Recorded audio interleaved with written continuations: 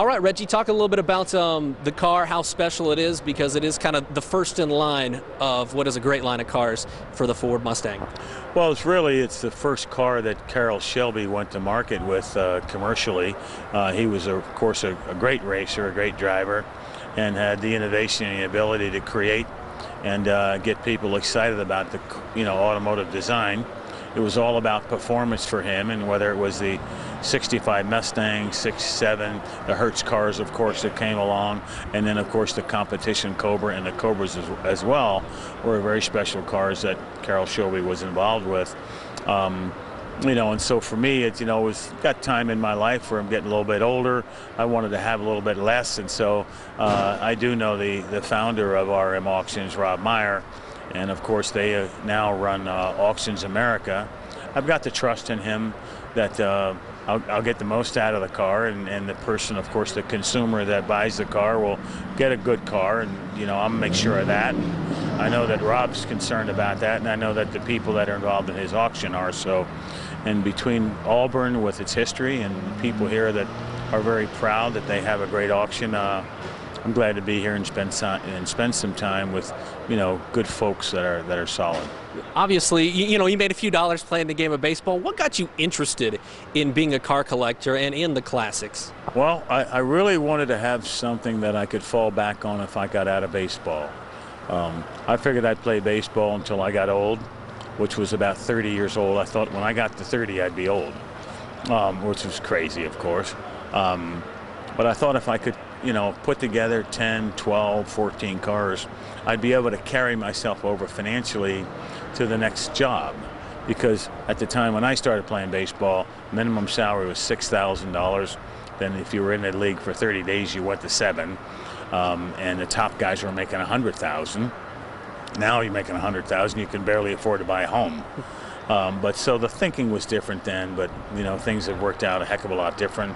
I'm very grateful for all the things that have happened to me because of baseball, and of course my hobby has turned into a great investment. I wasn't smart enough to think about that. It just happened to happen. For you, do you have a favorite car? Or one that was maybe your first car that you have a real sentimental attachment, some line or a brand? Because I know you've had Chevys, you've had obviously this is a Ford. Glenn, about 40 years ago, when I was in my early 20s, I bought a '55 Chevy, and I still own it. I still have the car. I've changed its color a couple of times, put leather interior, and on down the road, but it's really the grandfather of the collection.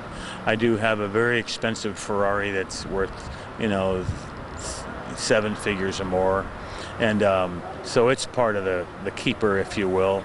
And a couple of other cars that are like ZL1 Camaros, which are traded $700,000-800,000. But it's been an enjoyable hobby that I've loved. And then, of course, when you get around American people, America loves cars. And one of the things that we all dream about, really, is when are we going to buy our first new car?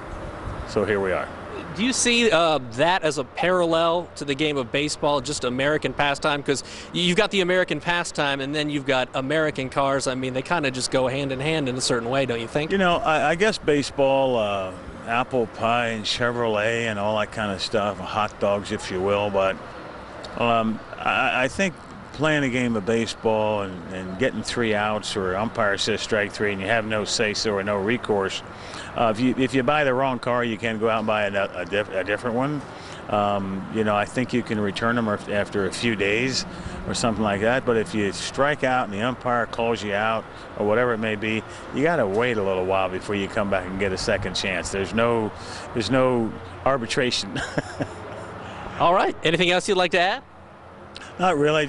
As I said, I do enjoy coming to Auburn. And if you want to know more about Auctions America, then go to auctionsamerica.com and get your fill of what's happening. It's interesting and a lot of fun. So hopefully we can see you here tomorrow with the whole family.